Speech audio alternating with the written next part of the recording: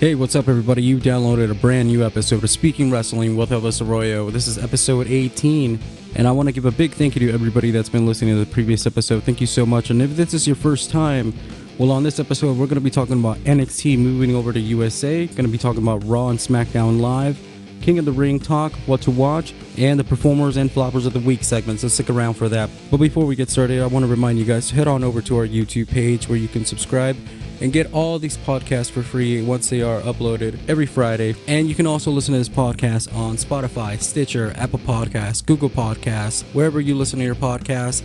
Subscribe, and if you want to get in contact with this podcast, you can follow us on Twitter at Speaking Wrestle and over on Instagram at Speaking Wrestling. Alright guys, big news of the week this week in professional wrestling is that NXT on September 18 will be moving over to the USA Network, airing 2 hours live every week, just 3 weeks ahead of AEW's debut show on TNT. And this is really big news for NXT and the NXT roster down there, because now they're going to be given the chance to be exposed to the mainstream audience. It really seems as if, like, is there any reason for a call-up? Or, you know, is the main roster blended in now with the NXT roster? I think that's up for debate on however you take it. But like I said, I think that this is really great news for the NXT roster. And USA really offering NXT an extra 2 hours on a Wednesday night slot. Originally, when the rumors started about NXT going over to a network and leaving the WWE network and going over to cable, it was rumored that FSN1 was the lead runner to get that position, seeing that SmackDown Live is moving to Fox coming this October, and that would have been a great fit. I mean, you have cross-brand marketing with Fox and WWE going on already across their networks, and it's already talks of having another show on FSN1, to be about a recap of what's going on in wrestling, WWE for the week. So adding on a 2-hour show to FSN1 really was up for debate, and seeing with college hoops coming up, it really lended more that USA needed to fill in that time slot, and they picked up NXT. $50 million is going over to them. So not only is the NXT talent going to get that exposure, but they're going to get paid. So kudos to them. And again, the question comes up, is this move a move because of AEW? Look, since it's been rumored for about a year now, and again, ever since the news really broke that Fox signed SmackDown, it became more evident that FSN1 will be hosting NXT in the near future. That didn't happen. Plans fell through. But the talks of NXT getting on a network on television is something that's been going on for over a year now. So if anyone's thinking that it's because of AEW, maybe the timing has something to do with it.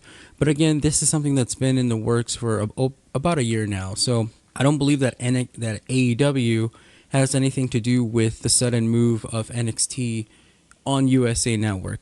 But if AEW is worried, then they should be worried, because this is their competition. And AEW originally asked for this. Now you might be thinking, no, NXT has been the one who's been kind of counter-programming AEW's programs thus far. But really, AEW could have gone on any night, any other night of the week, but they chose to go on Wednesday nights. That's NXT night. We all know it's NXT night. It's been NXT night and will always be NXT night. And then now it will be NXT night, because once again, we are going to have that Monday Night War, and like I said last week, this time it's going to be the Hump Day War. We're going to have AEW on TNT. We're going to have WWE NXT on USA Network. I mean, it really seems like this is the 90s, the Monday Night Wars all over again for this new generation. And I think it's great, because for me, I'm going to live through the second one. So, and just like many of you out there, this is going to be your second one. A lot of you first-timers, you guys are going through the growing pains of what's coming.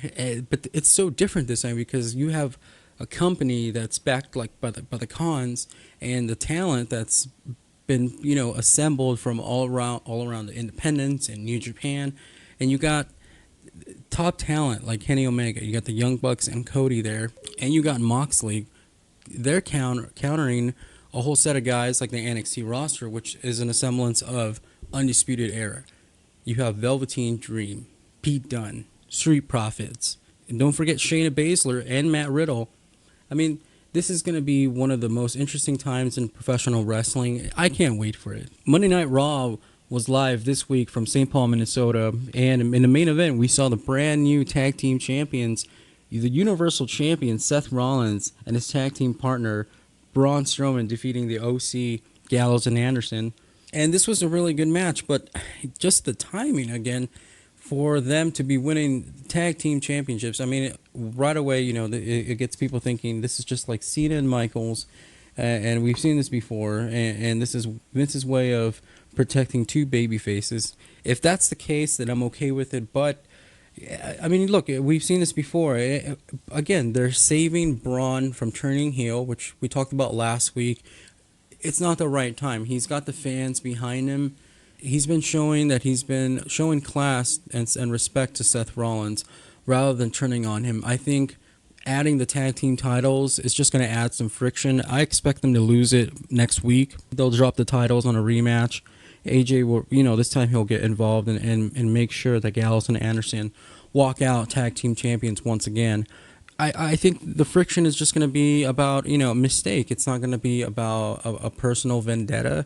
It's not, going to be a monster coming out to kill the babyface Seth Rollins. It's going to be that this is Braun Strowman's time, and that this time Braun Strowman believes that he can beat Seth Rollins, unlike in the past when he went up against Brock Lesnar. So I think this is Braun Strowman's Universal title reign for the taking, and it's up to Seth Rollins to be the babyface defending it and retaining that championship. This is going to be a big uphill battle for Seth Rollins, but it's one that he's not going to back down. If he can conquer the Beast, then it's likely that he can conquer the Monster Among Men. And like I said, coming off that win from Brock Lesnar at SummerSlam, it's the biggest win of Seth Rollins' career, because beating the Beast, that's all you need. That's credibility at 100%. So I'm excited for this, but again, I do believe that they'll drop the titles, next week on Raw or in the coming weeks before their matchup at the pay-per-view.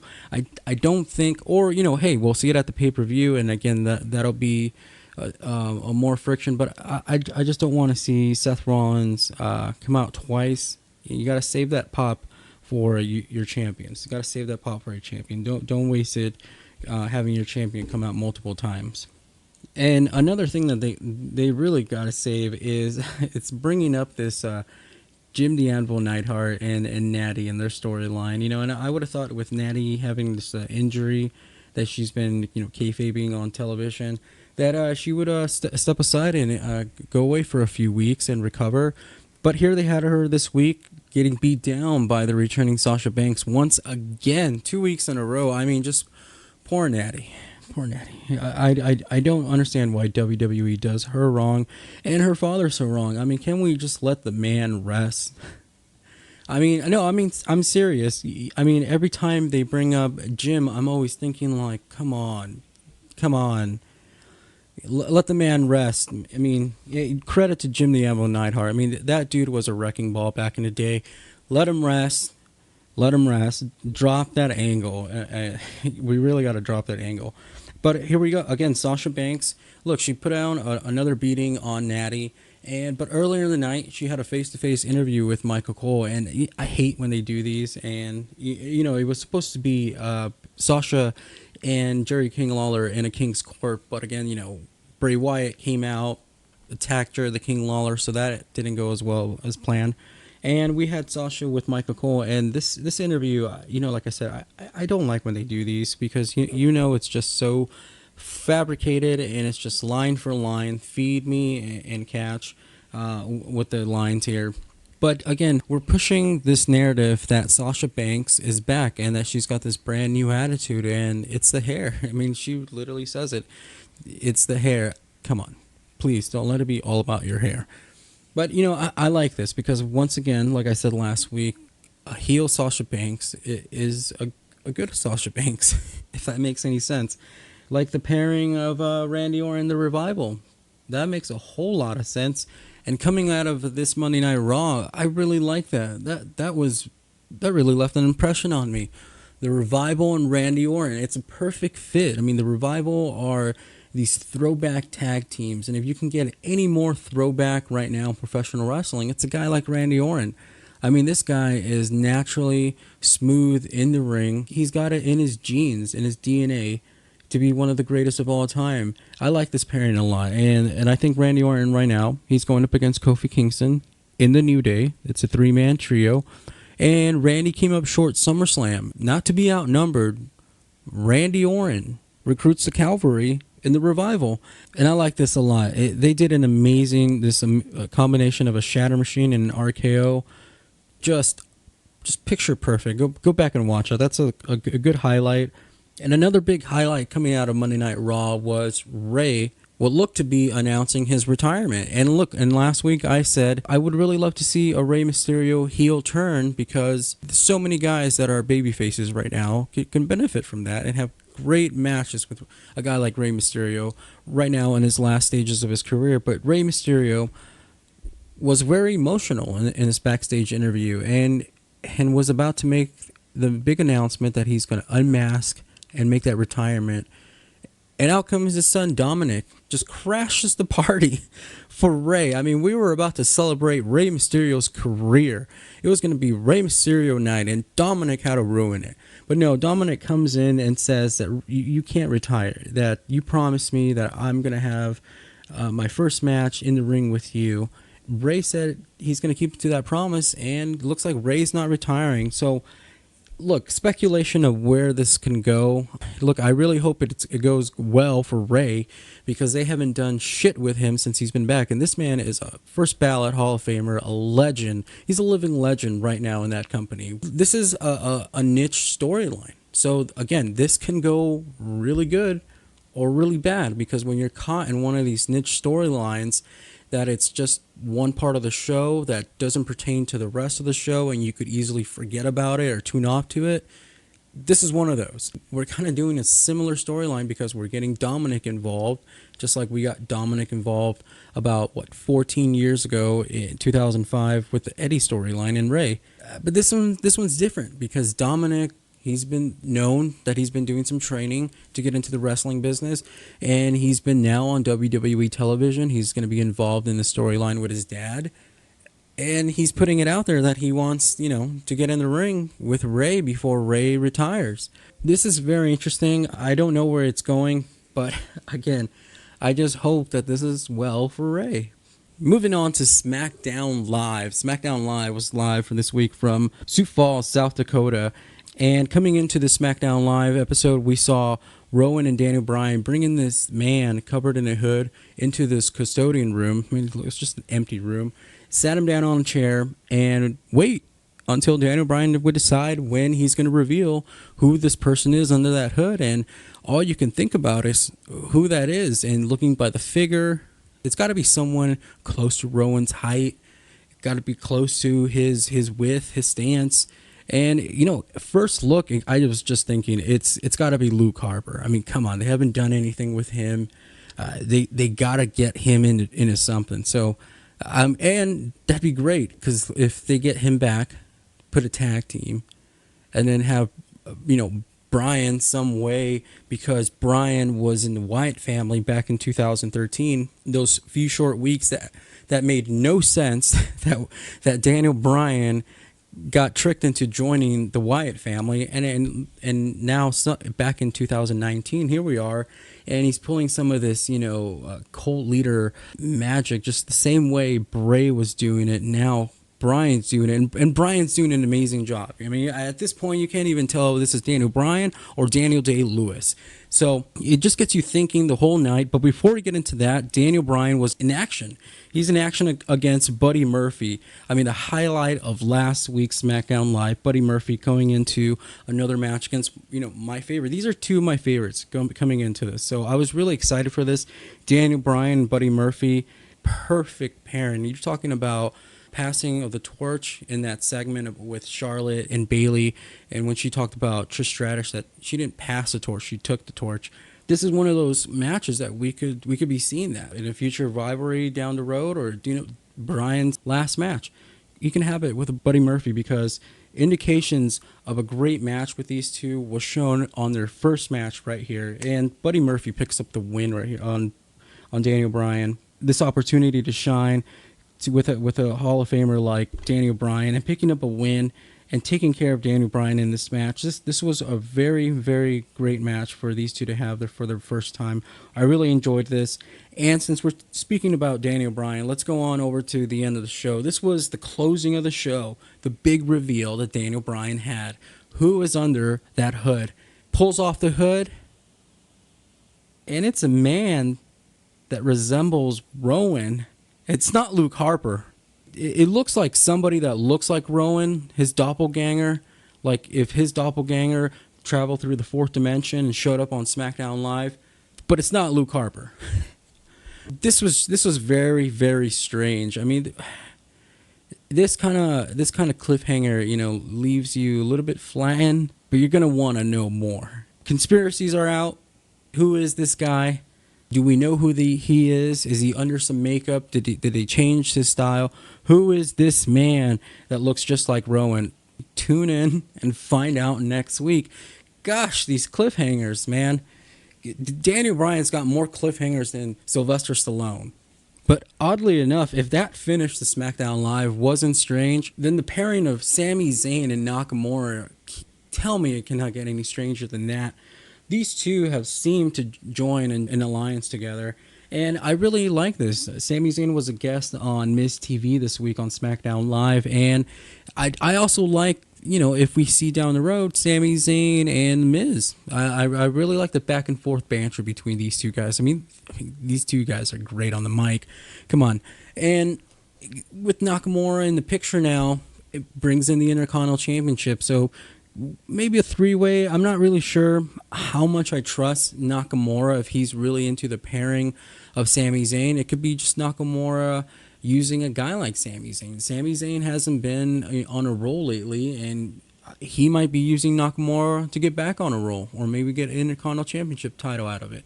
This pairing is strange, but they're doing something with Nakamura, who is the Intercontinental Champion and is just rarely seen on television, and he's holding one of my favorite titles. And the main event at SmackDown this week was one of the King of the Ring's first round tournament matchups between Elias and Kevin Owens. And this was a really, really great match. Only lead into this match is that Kevin Owens was reminded that he cannot touch an official because it's what got him fined. Therefore, during this match, Shane McMahon reveals himself to be an official and screws Kevin Owens with a fast pin in what was a really great match. I really enjoyed this match. I don't want to skip by this because I did believe that this is one of Elias's best match of the year so far. I think a guy like Kevin Owens is capable of bringing out a great match in Elias, so I really enjoyed that. And Kevin Owens, with a loss like this, puts him out of the King of the Ring tournament, and there was a lot of speculation whether Kevin Owens was going to make it to the finals and Shane McMahon was going to screw Kevin Owens, and that this whole King of the Ring tournament basically was set up to have Kevin Owens go over, get to the finals, and be screwed by Shane McMahon. That's out of the bag now because we got what everybody thought was going to be at the finals in the first round, so we got that out of the way. We could look forward to the rest of the King of the Ring now without having to worry about a Shane McMahon screwing Kevin Owens out of this tournament. And we got a lot to look forward to this week because Elias advancing this week, joining him this week in the first round was Samoa Joe picking up a win against Cesaro in a hard-hitting match. I mean, man, those hits were just brutal. Those two guys, go back and watch that match. Andrade picked up a win against Apollo in a very, very smooth, clean match. And Cedric Alexander picked up a victory over Sami Zayn, causing him to go form an alliance with Shinsuke Nakamura. But this week's King of the Ring matchups we still got for the first round. Ricochet taking on Drew McIntyre. I'm going to go with Drew McIntyre on this one. And also we have The Miz with Baron Corbin. Of course, I'm going to go with Baron Corbin on this one. I think The Miz is going to get tied up in some Sami Zayn storyline. And Chad Gable, Shelton Benjamin, two guys with no vendettas towards anybody else, maybe towards themselves. each other, that being they were former tag team champions. I'm going to go with Gable on this one, and Ali and Buddy Murphy. With Buddy Murphy picking up a win on Daniel Bryan, and I think Daniel Bryan felt embarrassed by losing to a guy like Buddy Murphy, who's only second week having a match on SmackDown Live to beat a guy like Daniel Bryan, the Daniel Bryan. I think Murphy's tied up in that storyline. I also wouldn't be surprised if we see Buddy Murphy teaming up with Roman Reigns to take on Rowan and Daniel Bryan in the coming weeks leading up to the next pay-per-view. So I'm going to go with Ali on this one. And that's King of the Ring talk. And also, what to watch for this week. MLW Fusion is on this weekend. Check your local listings. It's also available on PlayStation View, guys. Look out for that.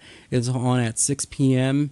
And this past week's episode is a really good episode. Ace Austin took on a debuting Austin Aries, and what was a really good match, a good debut for Austin Aries back in MLW. You got to listen to his post-match promo. I mean, he's going out after that middleweight championship, challenging Teddy Hart for it. This guy knows all about collecting belts, and he looks to pick up some more championships while he's down in MLW. Look forward to that. And if you're not watching MLW, you're missing out. I mean, you guys have AEW coming up, WWE coming up. We need that third brand. It's MLW. Compare that to ECW back in the day. Once again, MLW Fusion, that's what to watch for. And before we get out of here, I'm going to give you guys my performers and floppers of the week. That's where I give you guys my MVPs. That's for what did it for me this week, given my MVP rating, and who flopped this week. That's just what just didn't do it for me, guys. My MVP for the week is Vic Joseph. And Vic Joseph did a tremendous job this week, filling in after Jerry King Lawler got taken out by the Fiend Bray Wyatt. And he stepped in, and there was moments where he really got to shine, and we got that taste of what Vic Joseph brings to Monday Night Raw and really to professional wrestling. And, you can hear him on 205 Live. He's doing a great job over there, calling all those great matches the past year with Ali and Buddy Murphy just going out there killing themselves week after week, and Vic Joseph calling that. He's with Nigel McGuinness. And like I said, I put out a tweet. This really brings a sports-like feel when you listen to his commentating, especially in that main event. Michael Cole just, let Vic Joseph take the lead. And Vic Joseph stepped up to the plate, and he took that. And again, Vince McMahon says, if you want to make it here, it's, the opportunity's there. You just got to go after and grab that brass ring. Getting an opportunity like this on Monday Night Raw, you got to take it, because everybody that's recently been there and has stayed there behind the mic on commentary, first night, they bang it out. And you see why this is going to work. And I think Vic Joseph, if they decide to move him over to SmackDown Live, I think that would be a great move. Or NXT, who knows. And also, I want to give my MVP, another MVP, to Buddy Murphy. I mean, that match with Daniel Bryan was great. I put it over on the show, but I really want to talk about just how smooth and how well Buddy Murphy is aware and working with a guy like Daniel Bryan, who's had neck injuries and he's been out, and you got to really take care of him. And with the style that Buddy Murphy works, there's a lot of moves on the neck and on the back. Just the wherewithal to know what to do and to take care of his opponent, and to trust that Daniel Bryan can trust Buddy Murphy that he's going to take care of him. And those finishes, if you go back and watch that last sequence before he did a Murphy's Law, he did a brain buster, but it really looked like a suplex. I know that's Buddy Murphy just not wanting to drop or take a chance of dropping Daniel Bryan right on his neck, because that a brain buster is coming down on your shoulders. Great wherewithal against once again for Buddy Murphy to know that you got to take care of this guy like Daniel Bryan. And also my floppers of the week, Street Profits. It's those backstage segments that are just not doing it for me. I look cringy at times. It's not where I want to see the Street Profits. They're the NXT Tag Team Champions. NXT's moving to USA. It's time to get serious. I know they're on USA with these segments, but if you want to take them serious, showcase them like what they do in NXT. All right, guys, and with that, I'm going to get out of here. I want to thank you so much for joining me. Thank you for your time. Be sure to go over our YouTube page and subscribe. You can find this podcast over on Instagram at Speaking Wrestling, and you can get in contact with me on Twitter at Speaking Wrestle. Have a great weekend. We'll do it again next week. Bye-bye.